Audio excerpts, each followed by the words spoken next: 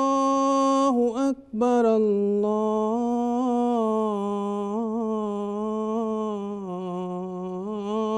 الله أكبر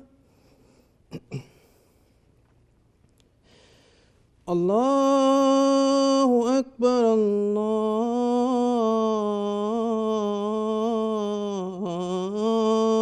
الله أكبر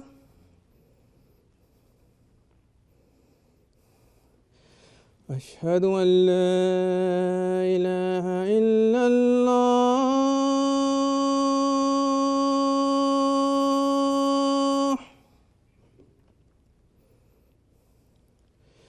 أشهد أن لا إله إلا الله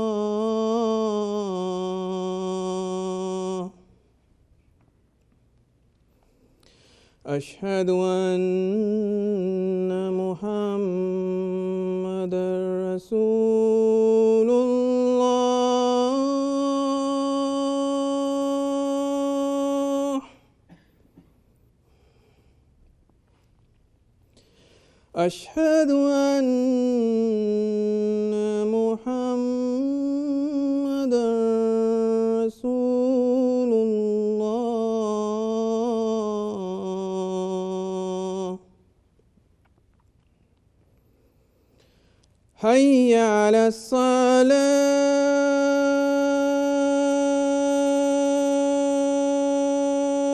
الصلاة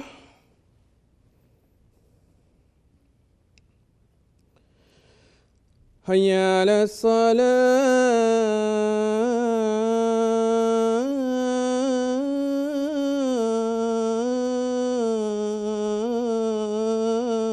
الصلاة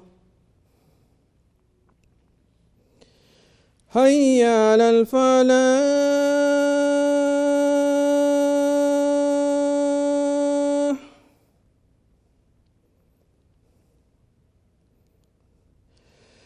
حي على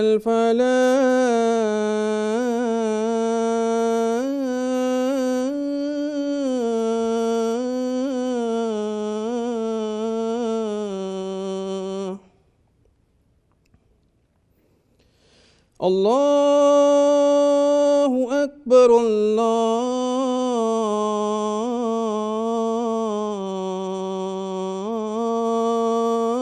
الله أكبر لا إله إلا الله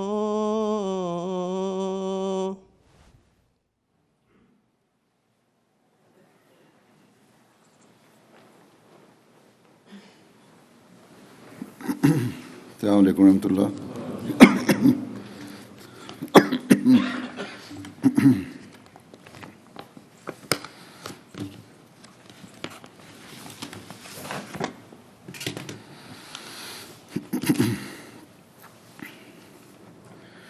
أشهد أن لا إله إلا الله وحده لا شريك له وأشهد أن محمدًا عبده ورسوله أما بعد فأعوذ بالله من الشيطان الرجيم بسم الله الرحمن الرحيم الحمد لله رب العالمين الرحمن الرحيم مالك يوم الدين إياك نعبد وإياك نستعين اهدنا الصراط المستقيم صراط الذين أنعمت عليهم غير المغضوب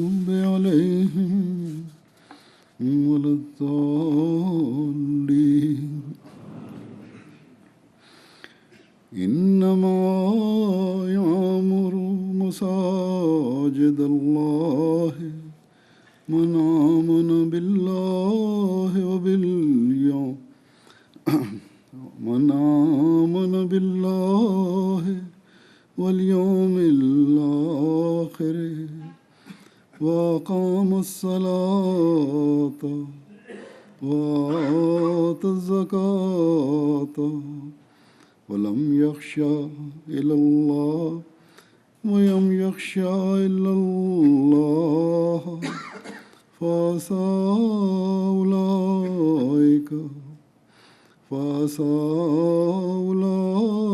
أن يكونوا من المهتدين.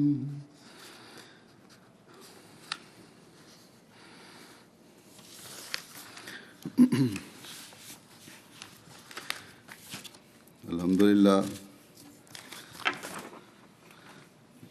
جماعت احمدیہ رجائنا کو بھی اللہ تعالیٰ نے مسجد بنانے کی توفیق عطا فرمائی. ماشاءاللہ بڑی خوبصورت مسجد ہے.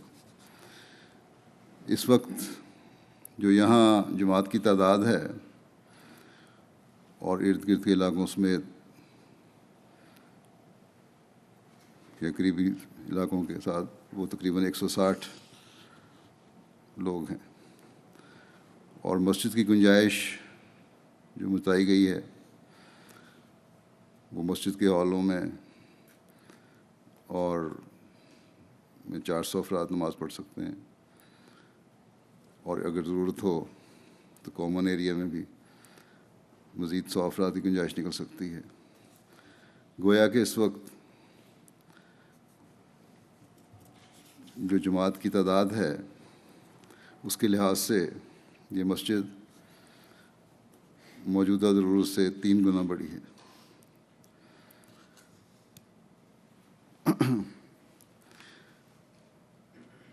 مجھے بتایا گیا ہے کہ اس کے اخراجات بھی مقامی جماعت نے ادا کیے ہیں یا ادا کرنے کا وعدہ کیا ہے.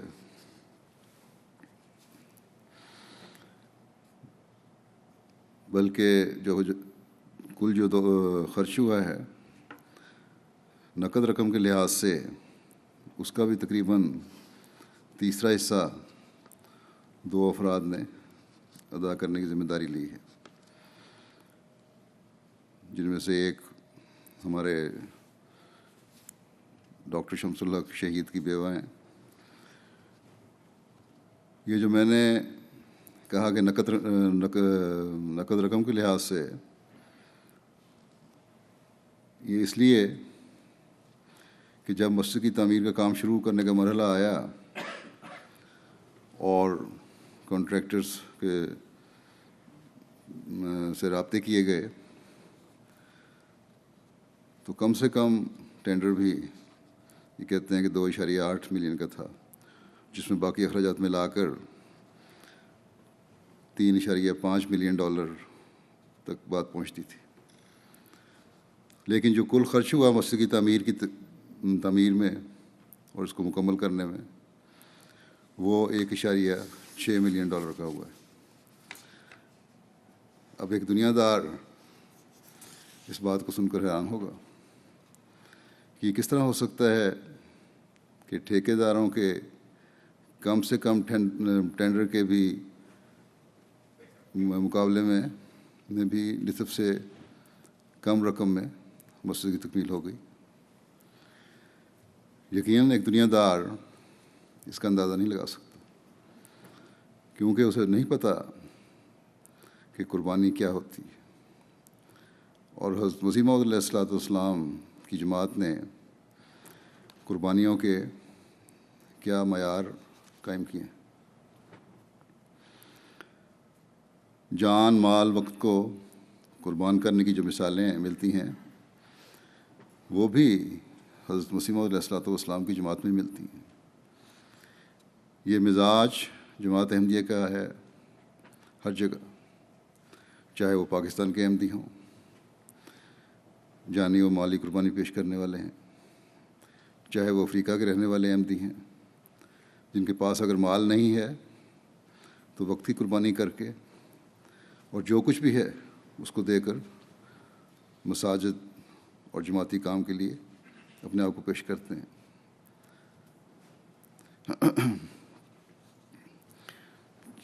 چاہے انڈونیشیا کے رہنے والے احمدی ہیں یا یورپ کے رہنے والے احمدی ہیں یا یہاں کینیڈا کے رہنے والے احمدی ہیں یا دنیا کے کسی بھی خطے میں رہنے والے ہیں، انہیں اللہ تعالیٰ قربانی کی توفیق دیتا ہے، اس لیے کہ انہوں نے اللہ تعالیٰ کی رضا حاصل کرنے کو اپنا مقصود بنایا۔ اس مسجد کی تعمیر میں جماعت کے اموال کی جو نصف سے زائد رقم بچائی گئی، وہ مجھے بتایا گیا کہ سسکاٹون کے 3 بھائیوں نے جو تعمیر کے کام میں ہیں رضاکارانہ طور پر اپنی خدمات پیش کیں اور اس طرح یہ رقم بچائی۔ اسی طرح دیگر رضاکار بھی شامل ہوئے کام میں۔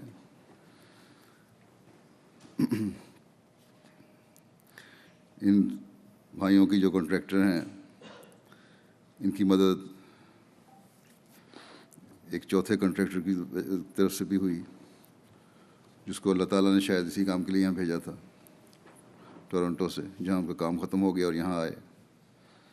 تو بہرحال ان سب نے مل کر یہ کام کیا، اور پھر باقی رضاکار بھی، جن میں سے جو یہاں مقامی لوگ بھی ہیں رجائنا کے، سسکاٹون سے بھی آئے، کیلگری سے بھی آئے، ایڈمنٹن سے بھی آئے، اور پھر ٹورنٹو سے بھی آئے، جن میں خدام بھی شامل ہیں، انصار بھی شامل ہیں۔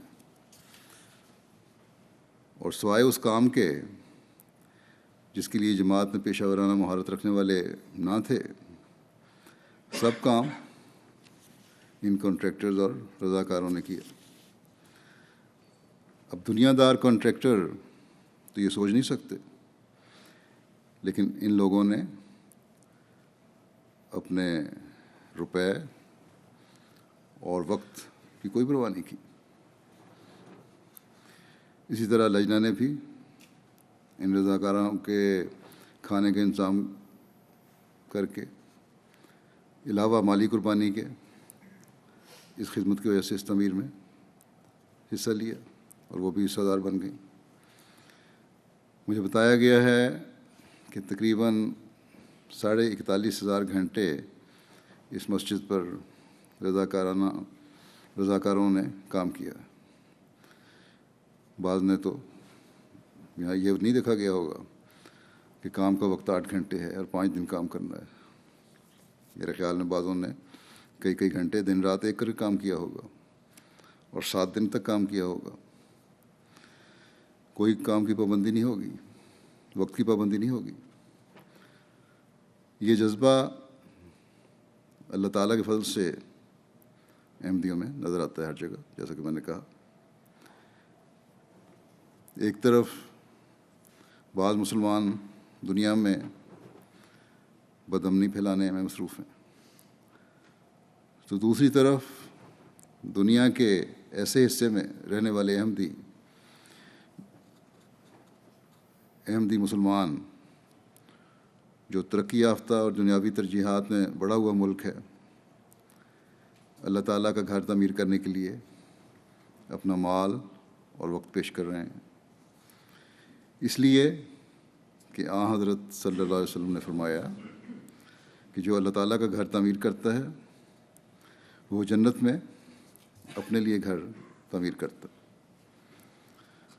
اس لیے کہ اس زمانے کے امام اور آن حضرت صلی اللہ علیہ وسلم کے غلام صادق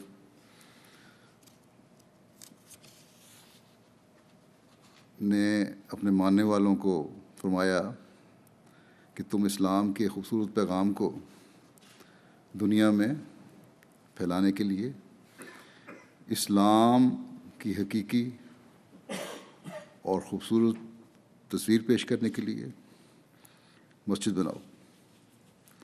بس ان مسجدوں کی تعمیر میں یہ قربانی اس لیے ہے کہ جہاں اللہ تعالیٰ کی رضا کو حاصل کریں، وہاں اسلام کے بارے میں غلط تصور کو، غلط فہمیوں کو دنیا کے ذہنوں سے نکالیں اور دنیا کو بتائیں کہ مسلمانوں کی مساجد اور اسلام کی تعلیم دنیا میں فساد اور تباہی کا ذریعہ نہیں، بلکہ دنیا و آخرت کی بھلائی کا ذریعہ ہے، اللہ تعالیٰ کی محبت دلوں میں قائم کرنے اور اس کا حق ادا کرنے کا ذریعہ ہے، اور اللہ تعالیٰ کی مخلوق سے محبت اور اس کا حق ادا کرنے کا ذریعہ ہے۔ اس مسجد کی تعمیر سے کینیڈا کی جماعت کو یہ اعزاز بھی پہلی دفعہ حاصل ہوا کہ احمدی رضاکاروں نے اکثر کام کر کے جماعت کی رقم بچائی۔ دنیا میں اور جگہ تو اس طرح کام ہوتا ہے، لیکن یہاں اس طرح پہلی دفعہ ہوا ہے۔ اللہ تعالیٰ ان تمام قربانی کرنے والے، چاہے وہ مالی قربانی کرنے والے ہیں، وقتی قربانی کرنے والے ہیں، مرد ہیں، عورتیں ہیں جنہوں نے بڑی بڑی رقمیں ادا کی ہیں یا وعدے کیے ہیں، ان سب کو جزا دے اور ان کے اموال و نفوس میں بے انتہا برکت ڈالے۔ ہمیشہ یاد رکھنا چاہیے کہ مسجد ہماری تربیت کے لیے بھی اور تبلیغ کے لیے بھی انتہائی اہم ہے۔ اس لیے میں نے امیر صاحب کو کہا تھا کہ وہ چھوٹی مسجدیں بنائیں، لیکن ہر جماعت میں مسجد بنانے کی کوشش کریں۔ انہوں نے مجھے بتایا کہ اب ہم نے یہی پروگرام بنایا ہے اور ہماری یہی کوشش ہے کہ چھوٹی مسجدیں بنائی جائیں اور زیادہ سے زیادہ بنائی جائیں۔ لیکن میں یہ بتانا چاہتا ہوں کہ باوجود اس کے کہ ہم چھوٹی مسجدیں بنانے کا پروگرام ہم نے بنایا ہے، ہمارے وسائل ایسے نہیں کہ ہر جگہ جلد سے جلد مسجد بنا سکیں۔ اس لیے یہ جو رضاکارانہ کام، والنٹیئرز کا کام شروع کیا ہے مسجد بنانے میں، تعمیر کرنے میں، یہ ایک اچھی روایت قائم کی ہے، اسے اب جاری بھی رکھنا چاہیے اور جہاں تک ہو سکے رقم بچانے کی کوشش کرنی چاہیے۔ ایک جگہ مسجد کی تعمیر کی اہمیت بیان فرماتے ہوئے حضرت اقدس مسیح موعود علیہ الصلوۃ والسلام فرماتے ہیں کہ اس وقت ہماری جماعت کو مساجد کی بڑی ضرورت ہے۔ یہ خانہ خدا ہوتا ہے۔ جس گاؤں یا شہر میں ہماری جماعت کی مسجد قائم ہوگی تو سمجھو کہ جماعت کی ترقی کی بنیاد پڑ گئی۔ اگر کوئی ایسا گاؤں ہو یا شہر جہاں مسلمان کم ہوں یا نہ ہوں اور وہاں اسلام کی ترقی کرنی ہو تو ایک مسجد بنا دینی چاہیے، پھر خدا خود مسلمانوں کو کھینچ لاوے گا۔ لیکن شرط یہ ہے، یہ شرط آپ نے بیان فرمائی، اس کو سامنے رکھنا ہوگا۔ فرمایا کہ شرط یہ ہے کہ قیام مسجد میں نیت باخلاص ہو، نیک نیتی سے ہو۔ مسجد بنانے کی شرط محض للہ اسے کیا جاوے، نفسانی اغراض یا کسی اور شر کو ہرگز دخل نہ ہو، تب خدا برکت دے گا۔ بس حضرت مسیح موعود علیہ الصلوۃ والسلام کی خواہش کو پورا کرنے کے لیے ہمیں کوشش کرنی چاہیے، لیکن ساتھ ہی اس شرط کو بھی مد نظر رکھنا ضروری ہوگا جو حضرت مسیح موعود علیہ الصلوۃ والسلام نے بیان فرمائی ہے کہ اخلاص ہو، صرف وقتی جذبہ اور جوش نہ ہو کہ صرف اچھی مسجد کی تعمیر ہی مد نظر ہو، بلکہ اس کے مقاصد کو پورا کرنے کی بھی ضرورت ہے. صرف نام و نمود کے لیے مسجد نہ بنائی جائے، صرف اس لیے نہیں کہ اتنی مالی قربانی کی ہے یا اتنے گھنٹے اپنا وقت دیا ہے یا کسی مقابلے کی وجہ سے. نہیں ہونا چاہیے. خالصتاً للہ مسجد کی تعمیر ہو. جیسا کہ میں نے ذکر کیا، ان تینوں بھائیوں اور کنٹریکٹر نے جو چوتھے کنٹریکٹر بھی شامل ہو گئے جنہوں نے تعمیر میں زیادہ حصہ لیا.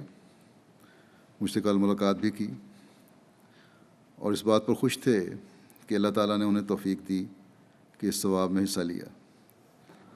اب اللہ تعالیٰ نے انہیں بعض بڑے ٹھیکے بھی دلوا دیے ہیں. اللہ تعالیٰ بغیر نواز سے نہیں چھوڑتا، کبھی جلدی عطا فرماتا ہے، کبھی دیر سے. بلکہ ان بھائیوں میں سے ایک منصور صاحب، انہوں نے مجھے بتایا، لکھا ہے کہ ایک لڑکے نے جسے یونیورسٹی میں داخلہ مل گیا تھا، پہلے وہ کام بھی کر رہا تھا، انکار کیا کام سے. پھر اس کو خواب آئی کہ مسجد تعمیر کرنے کے لیے ٹھیکیداروں کو تمہاری ضرورت ہے. چنانچہ انہوں نے رابطہ کیا اور یہاں کام شروع کر دیا. اس دوران میں مالی حالات بھی ان کے خراب ہوتے گئے. ایک دن بیوی نے کہا کہ گھر میں خرچ چلانے کے لیے کوئی پیسے نہیں ہیں. اللہ تعالیٰ نے اس طرح نوازا کہ اسی دن یا اگلے دن والمنٹ ٹیکس کریڈٹ والوں نے کچھ رقم دے دی کہ تمہاری زائد رقم تھی، وہ رقم واپس آئی. پھر چائلڈ بینیفٹ کی طرف سے رقم آ گئی اور اس طرح ان کو $13,000-14,000 مل گئے. بس نیت کی نیکی شرط ہے، اللہ تعالیٰ پھر نوازتا بھی ہے.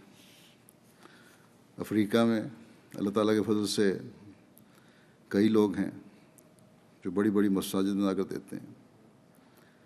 مجھے یاد ہے کہ جب میں گانا میں تھا تو ایک شہر جس میں کچھ عرصہ میں رہا ہوں، ٹمالے نام ہے اس کا،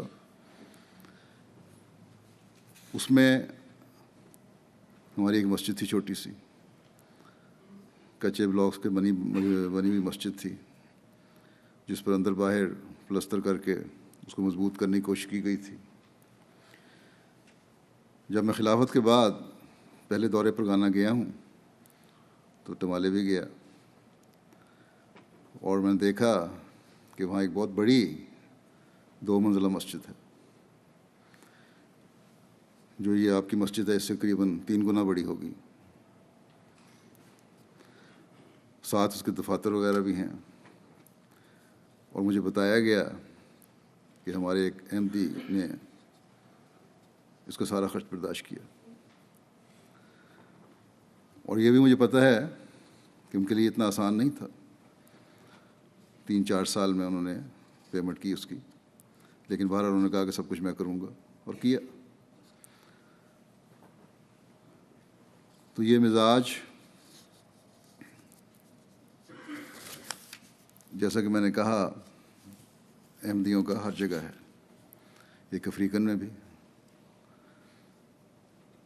افریقن لوگ عام سمجھتے ہیں کہ شاید غربت کی وجہ سے ان میں لالچ ہو، لیکن جب ان کے پاس پیسے آتے ہیں تو جو قربانی کے معیار وہ قائم کرتے ہیں وہ بہت کم دیکھنے میں آتے ہیں.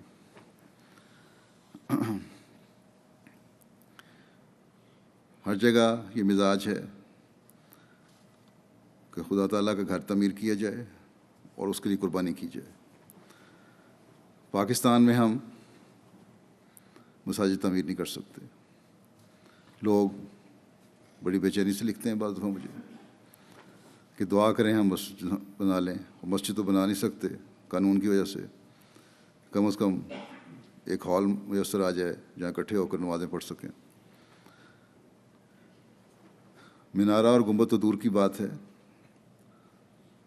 مسجد بنانے کے لیے سادہ محراب بھی نہیں بنا سکتے کہ کمرے کی شکل میں آگے محراب نکال دیں. بلکہ بعض جگہ تو ایسی سختی ہے کہ قبلہ رخ کوئی عمارت بھی نہیں ہم بنا سکتے. لیکن اللہ تعالیٰ ہمیں باہر دنیا کے ممالک میں ایسا نواز رہا ہے کہ ہمارے تصور اور کوشش سے بھی بڑھ کر یہ اللہ تعالیٰ کی نوازشات ہیں اور مساجد بنانے کی توفیق عطا فرما رہا ہے۔ بس ہم اللہ تعالیٰ کے ان فضلوں کو دیکھ کر شکر کے جذبات سے پر ہیں، اور آج یہاں کے رہنے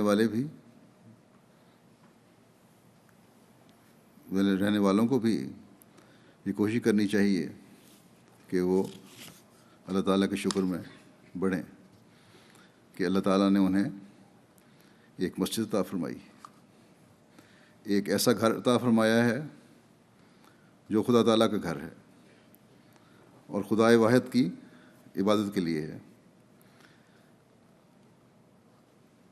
بے شک یہ گھر ہے تو خدا تعالیٰ کا، لیکن اللہ تعالیٰ نے اپنے فائدے کے لیے گھر نہیں بنایا، اس کا فائدہ بھی ان لوگوں کو ہو رہا ہے اور ہوتا ہے جو اس میں آتے ہیں۔ بس یہ اللہ تعالیٰ کا بہت بڑا احسان ہے جس کا ہم جتنا بھی شکر ادا کریں کم ہے، اور شکر ادا کرنے کا طریق جو مسجدوں کی تعمیر پر اللہ تعالیٰ نے ہمیں سکھایا ہے وہ اس آیت میں بیان ہوا ہے جو میں نے تلاوت کی ہے۔ اللہ تعالیٰ فرماتا ہے کہ ترجمہ یہ ہے آیت کا کہ اللہ کی مساجد تو وہی آباد کرتا ہے جو اللہ پر ایمان لائے اور یوم آخرت پر، اور نماز قائم کرے اور زکوٰۃ دے اور اللہ کے سوا کسی سے خوف نہ کھائے۔ بس قریب ہے کہ یہ لوگ ہدایت یافتہ لوگوں میں شمار کیے جائیں۔ بس اللہ تعالیٰ اور یوم آخرت پر ایمان جو ایک مومن ہونے کی اور مسلمان ہونے کی بنیادی شرط ہے، یہ تو ضروری ہے۔ پھر اللہ تعالیٰ فرماتا ہے کہ قیام نماز بھی ضروری ہے، اور قیام نماز کیا ہے؟ یہ 5 وقت مقررہ وقت پر نماز باجماعت کے لیے آنا ہے۔ نماز کا قائم کرنے کا مطلب ہی قیام نماز کا مطلب ہی، یا نماز کے قائم کرنے کا مطلب ہی باجماعت نماز ادا کرنا ہے۔ پھر زکوٰۃ دینا ہے۔ زکوٰۃ کیا ہے؟ یہ اپنے مال کو خدا تعالیٰ کی راہ میں خرچ کر کے پاک کرنا۔ اللہ تعالیٰ کے فضل سے احمدی اس قربانی میں بڑے ہوئے ہیں، لیکن نمازوں کی میں آنا اور باجماعت ادا کرنا، اس میں سستی ہر جگہ پائی جاتی ہے، جو کہ یہ بنیادی چیز ہے، اس طرح توجہ کرنی چاہیے۔ زکوٰۃ کے بارے میں یہ بھی بتا دوں، ایک تو اس میں عمومی زکوٰۃ شامل ہے جو ہر اس شخص پر فرض ہے جو دولت مند ہے، جس کا روپیہ بینکوں میں موجود ہے یا اس کے پاس موجود ہے، بڑی رقم ہے، پڑی رہتی ہے سارا سال، جس کے پاس سونا ہے، جس کے پاس چاندی ہے، بعض ذمہ داروں کے پر زکوٰۃ فرض ہے، پھر بڑے بڑے جن کے ڈیری فارم ہیں ان پر زکوٰۃ فرض ہے۔ اس زکوٰۃ میں سب عورتیں اور مرد شامل ہیں، اور اس کا ایک مقررہ نصاب ہے جو حضرت صلی اللہ علیہ وسلم کے زمانے سے آپ نے مقرر فرمایا۔ اسی طرح اس طرف خاص طور پر زکوٰۃ کے معاملے میں یہ بھی بتا دوں، عورتوں کو توجہ کرنی چاہیے۔ یہاں آ کر بہتر حالات ہو کر ان کے پاس کافی سونے کے زیور ہوتے ہیں، بڑی عمر کی بھی چھوٹی عمر کی عورتوں کو اکثر میں نے دیکھا ہے کہ کافی بھاری بھاری سونے کے کڑے اور چوڑیاں پہنی ہوتی ہیں۔ پہنے بے شک زینت ہے، اللہ تعالیٰ نے جائز قرار دیا ہے، لیکن اس پر زکوٰۃ دینا بھی فرض ہے۔ پھر زکوٰۃ میں تزکیہ اموال میں، اپنے مال کو پاک کرنے میں ہر وہ چندہ بھی شامل ہے جو خدا تعالیٰ کے دین کی اشاعت اور اس سے متعلقہ کاموں پر خرچ ہوتا ہے۔ اس وقت پھر حقوق العباد ادا کرنے کے لیے خرچ ہوتا ہے۔ اس وقت اللہ تعالیٰ کے فضل سے جماعت احمدیہ ہی ہے جو اشاعت دین کے کاموں میں خرچ کرتی ہے۔ مساجد کی تعمیر ہے، مشن ہاؤس کی تعمیر ہے، مبلغین کا نظام ہے، اسکول ہیں، ہسپتال ہیں۔ پھر اللہ تعالیٰ فرماتا ہے کہ تم کسی سے، استقاعت کے بعد اگلا جو حکم ہے، کسی سے سوائے خدا تعالیٰ کی ذات کے خوف نہ کھاؤ۔ اگر خدا تعالیٰ کا خوف رہے تو پھر ہی انسان بہت سی برائیوں سے بچ سکتا ہے۔ ان ملکوں میں جو آزادی کے نام پر بہت سی برائیاں ہیں، ان سے بچ سکتا ہے۔ یاد رکھیں کہ خدا تعالیٰ کا خوف دل میں پیدا ہونا بڑا ضروری ہے، اور خدا تعالیٰ کا خوف ہی تقویٰ ہے۔ اور تقویٰ کے بارے میں قرآن کریم میں بے شمار آیات ہیں جن میں مختلف احکامات ہمیں دیے گئے ہیں۔ بس اگر ان باتوں پر عمل ہے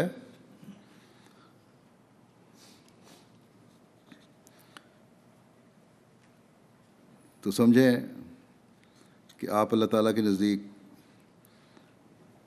ہدایت یافتہ شمار ہو سکتے ہیں، اور مسجد کی آبادی کے مقصد کو پورا کرنے والے ہو سکتے ہیں۔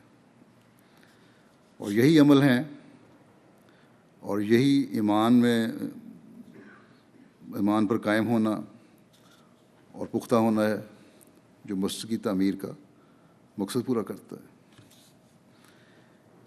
اور یہی چیز ہے جو خدا تعالیٰ کا شکر گزار بناتی ہے۔ اور نہ صرف اس بات پر خوش ہو جانا کہ ہم نے مسجد بنا دی اور نمازوں پر کبھی کبھار آ گئے، خدا تعالیٰ سے زیادہ بندوں کا خوف ہونے لگے، دنیا کے لالچ اور ترجیحات، دین اور اس کے فرائض کو بھلا دیں، تو پھر ایک عارضی ثواب تو شاید ایسے شخص نے کما لیا ہو، لیکن اللہ تعالیٰ کے مستقل فضلوں سے دور چلے جانے والے ہوں گے۔ بس اللہ تعالیٰ فرماتا ہے کہ مسجدوں کی حقیقی آبادی انہی لوگوں سے ہے جو ایمانی اور اعتقادی لحاظ سے بھی مضبوط اور عملی لحاظ سے بھی بڑھتے چلے جانے والے ہیں۔ سب سے پہلے یہ فرض جماعت کے عہدیداروں اور ذیلی تنظیموں کے عہدیداروں کا ہے کہ مسجدوں کی آبادی کو اپنی حاضری سے لازمی بنائیں۔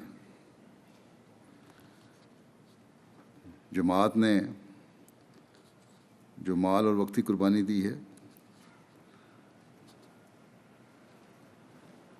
اس کا مستقل ثواب حاصل کرنے کے لیے عہدیداروں کو بھی اور ہر احمدی کو بھی کوشش کرنی چاہیے کہ اس وقت جو مسجد آپ کی تعداد سے 3 گنا بڑی ہے، اس کو چھوٹا کر دیں۔ اور مسجدیں چھوٹی اس وقت ہوتی ہیں جب نمازیوں کی تعداد بڑھتی ہے اور جماعت کی تعداد بڑھتی ہے۔ جماعت کی تعداد بڑھانے کے لیے تبلیغ بہت ضروری ہے، بلکہ انتہائی ضروری ہے۔ مسجد کی تعمیر پر اللہ تعالیٰ کی شکر گزاری اس رنگ میں کریں کہ حقیقی اسلام اور احمدیت کا پیغام یہاں کے رہنے والے ہر شخص تک پہنچائیں۔ اور یہ اللہ تعالیٰ کی شکر گزاری کے ساتھ لوگوں کا حق ادا کرنا بھی ہے۔ یہ ان لوگوں کا حق ہے کہ ہم ان تک اسلام کا حقیقی پیغام پہنچائیں، انہیں گند اور غلاظتوں سے باہر لائیں۔ دنیا کو اس کے خالق حقیقی کا پتہ دینا ہمارا کام ہے۔ اس وقت دنیا کی اکثریت دنیاوی ترقی اور اس کی چمک دمک اور اس میں گم ہو جانے کو سب کچھ سمجھتی ہے، لیکن ان کو یہ نہیں پتہ کہ ان عارضی روشنیوں کے آخر پر ایک گھوپ اندھیرا ہے جس میں ڈوبنے والے ہیں۔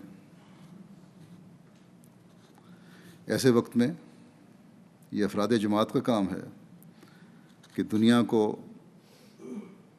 روشن انجام کے راستے دکھائیں، ان کو یہ بتائیں کہ یہ عارضی روشنی ہے، اصل روشنی وہ ہے جس کا آخر روشن ہے، اور وہ اللہ تعالیٰ کا حق ادا کرنے سے ملتا ہے، اس کی عبادت کرنے سے ہوتا ہے،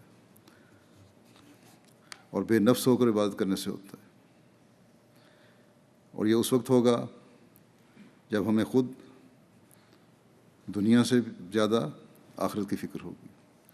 ہم دنیا کو ہم اسی وقت بتا سکتے ہیں جب خود ہم اپنے آپ کو بھی دیکھ رہے ہوں، اپنی آخرت کی بھی ہمیں فکر ہو، تبھی ہم آگے روشنی دکھا سکتے ہیں۔ محبت اور پیار کے صرف نعرے لگانے والے پھر ہم نہیں ہوں گے،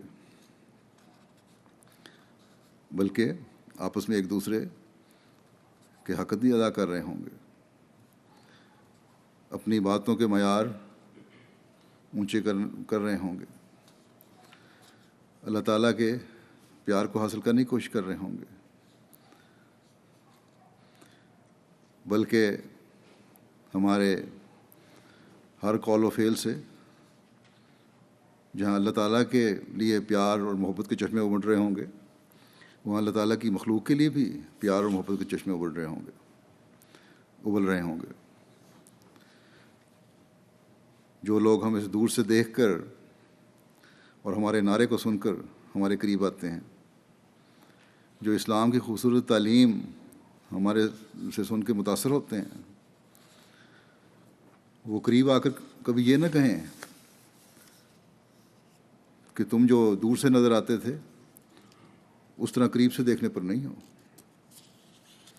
ہمیں چاہیے کہ ہم اخروی جنت کو حاصل کرنے کے لیے اس دنیا کو بھی جنت بنائیں،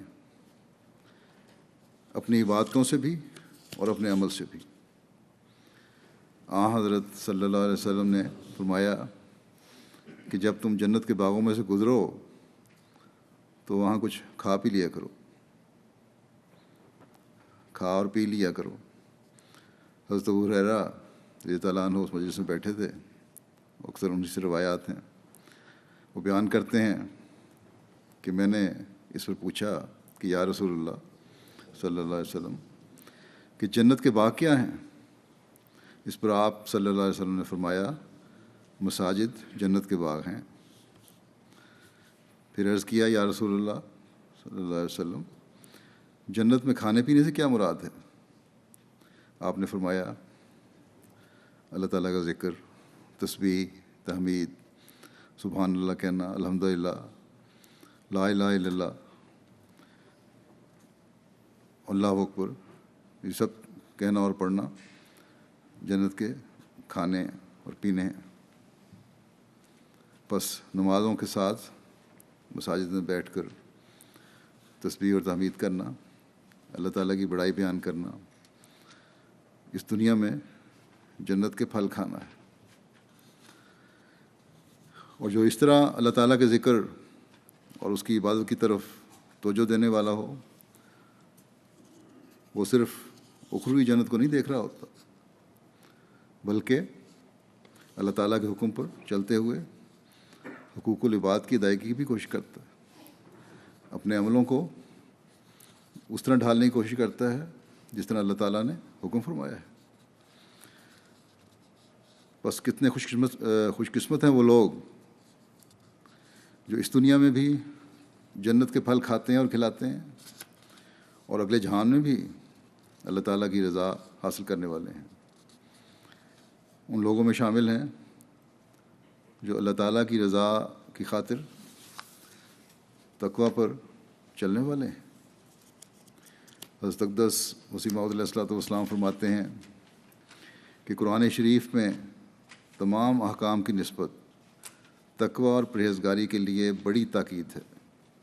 وجہ یہ ہے کہ تقوی ہر ایک بدی سے بچنے کے لیے قوت بخشتی ہے اور ہر ایک نیکی کی طرف دوڑنے کے لیے حرکت دیتی ہے۔ اور اس قدر تاکید فرمانے میں بھید یہ ہے کہ تقوی ہر ایک باب میں انسان کے لیے سلامتی کا تعویذ ہے اور ہر ایک فتنہ سے محفوظ رہنے کے لیے حصن حسین ہے، یعنی مضبوط قلعہ ہے جس میں شیطان سے بچتا ہے انسان اگر تقوی پر چلے۔ فرمایا کہ ایک متقی انسان بہت سے ایسے فضول اور خطرناک جھگڑوں سے بچ سکتا ہے جس میں دوسرے لوگ گرفتار ہو کر بسا اوقات ہلاکت تک پہنچ جاتے ہیں۔ ہر ایک کو یہ بات یاد رکھنی چاہیے کہ یہ جو قربانیوں کے نمونے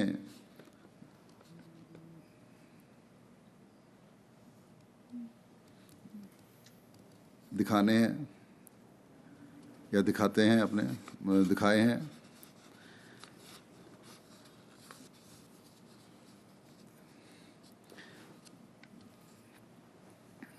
ان کو تقوی سے قائم رکھنا ضروری ہے،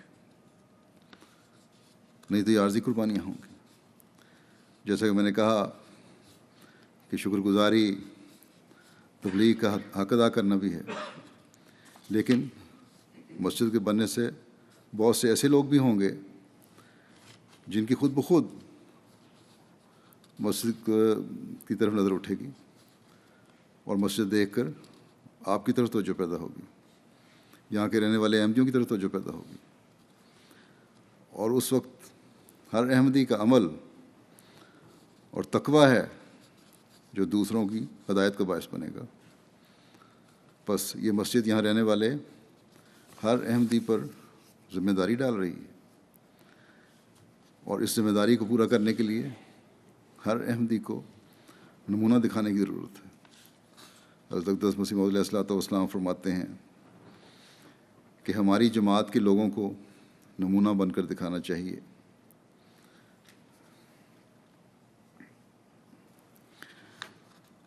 فرمایا کہ جو شخص ہماری جماعت میں ہو کر برا نمونہ دکھاتا ہے اور عملی یا اعتقادی کمزوری دکھاتا ہے تو وہ ظالم ہے، کیونکہ وہ تمام جماعت کو بدنام کرتا ہے اور ہمیں بھی اعتراض کا نشانہ بناتا ہے۔ برے نمونے سے اوروں کو نفرت ہوتی ہے اور اچھے نمونے سے لوگوں کو رغبت پیدا ہوتی ہے۔ آپ فرماتے ہیں کہ بعض لوگوں کے ہمارے پاس خط آتے ہیں اور وہ لکھتے ہیں کہ میں اگرچہ ابھی تک آپ کی جماعت میں داخل نہیں، مگر آپ کی جماعت کے بعض لوگوں کے حالات سے البتہ اندازہ لگاتا ہوں کہ اس جماعت کی تعلیم ضرور نیکی پر مشتمل ہے۔ آج بھی بہت سے لوگ مجھے لکھتے بھی ہیں اور بعض لوگ ملنے پر کہتے بھی ہیں کہ جماعت کے لوگوں کو دیکھ کر پتہ چلتا ہے کہ آپ کی تعلیم امن اور سلامتی اور پیار اور محبت کی تعلیم ہے۔ بس اس کردار کو جاری رکھنا، اس تعلیم کو مزید پھیلانا، اس کو مستقلاً اپنے عملوں میں ڈھالنا ہر احمدی کے لیے ضروری ہے۔ پھر حضرت مسیح موعود علیہ الصلوۃ والسلام فرماتے ہیں کہ خدا تعالیٰ بھی انسان کے اعمال کا روز نامچہ بناتا ہے، روزانہ کی ڈائری بن رہی ہوتی ہے جس پہ لکھے جاتے ہیں اعمال۔ بس انسان کو بھی اپنے حالات کا ایک روز نامچہ تیار کرنا چاہیے۔ اللہ تعالیٰ تو بناتا ہی ہے، لیکن خود ہر شخص کو بھی چاہیے، ایک مومن کو بھی چاہیے کہ اپنے حالات کا ایک جائزہ لے، روزانہ اپنی ڈائری لکھے، دیکھے کیا میں نے اچھے کام کیے، کیا میں نے برے کام کیے۔ فرمایا کہ انسان کو بھی حالات کا ایک روز نامچہ تیار کرنا چاہیے اور اس میں غور کرنا چاہیے، پھر لکھ نہیں لینا بلکہ اس پہ غور کرنا چاہیے کہ نیکی میں کہاں تک آگے قدم رکھا ہے، انسان کا غور یہ کرنا ہے کہ ہم نے نیکی میں کس حد تک بڑھے ہیں، کل جہاں تھے اس سے آگے قدم رکھا کہ نہیں رکھا۔ فرمایا کہ انسان کا آج اور کل برابر نہیں ہونے چاہیے۔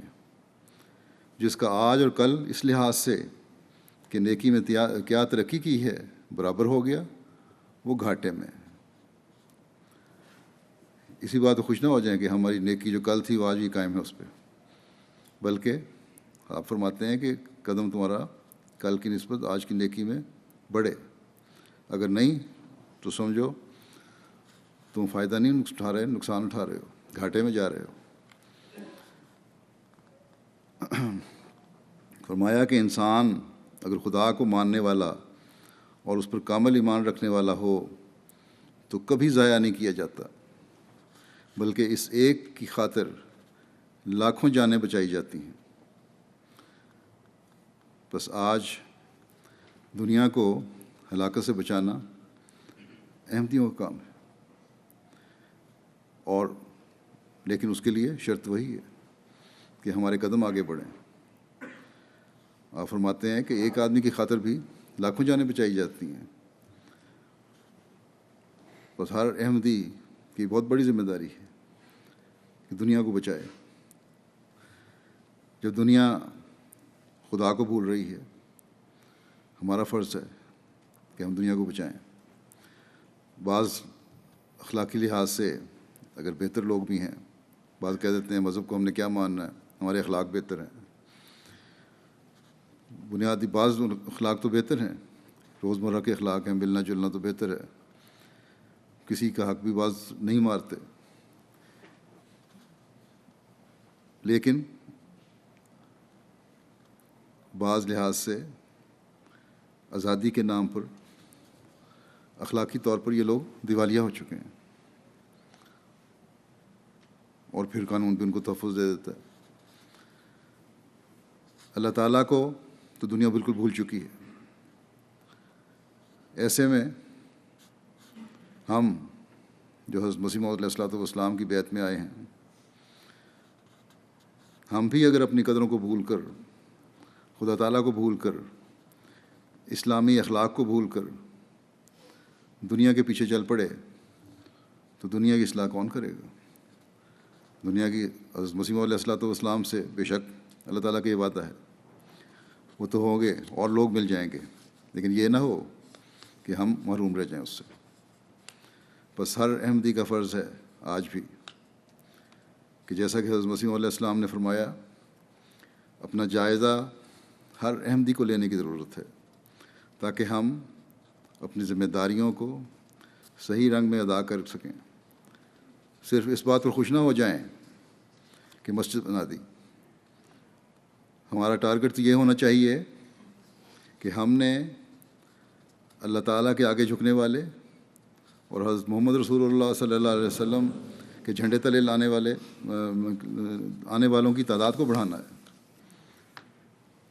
اور یہ اس وقت تک نہیں ہو سکتا جب تک ہمارا ہر قدم آگے بڑھنے والا نہ ہو۔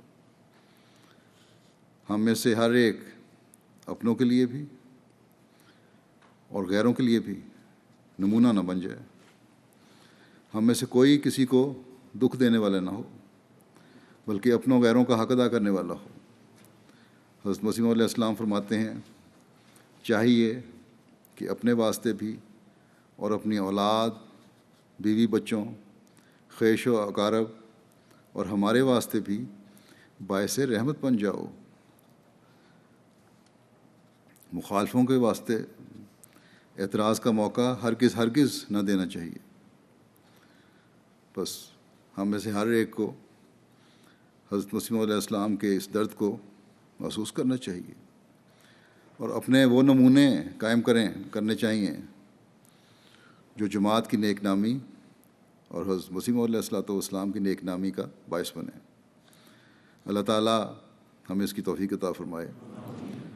ہمارا کل ہمارے آج سے بہتر ہو، ہمارے بچے اور ہماری نسلیں اس بات کو سمجھنے والی ہوں کہ ان کے ماں باپ نے جو قربانیاں دیں، جو مسجدیں بنائیں، جو تبلیغ کے کام کیے اور بچوں کو دین کو دنیا پر قائم رہنے کی جو تلقین کی، وہی حقیقی دولت ہے جو ان کے لیے چھوڑی ہے۔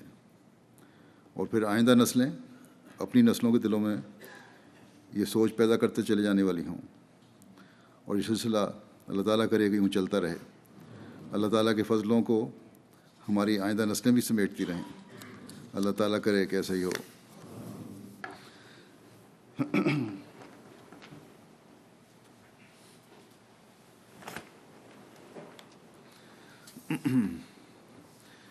الحمد للہ نحمدہ ونستعینہ ونستغفرہ ونؤمن بہ ونتوکل علیہ ونعوذ باللہ من شرور انفسنا ومن سیئات اعمالنا من يهده الله فلا مضل له ومن يضلل فلا هادي له ونشهد أن لا إله إلا الله ونشهد أن محمدا عبده ورسوله عباد اللہ رحمکم اللہ ان اللہ یأمر بالعدل والإحسان وإیتاء ذی القربى وینہی عن الفحشاء والمنکر والبغی یعظکم لعلکم تذکرون اذکروا اللہ یذکرکم وادعوہ یستجب لکم ولذکر اللہ اکبر۔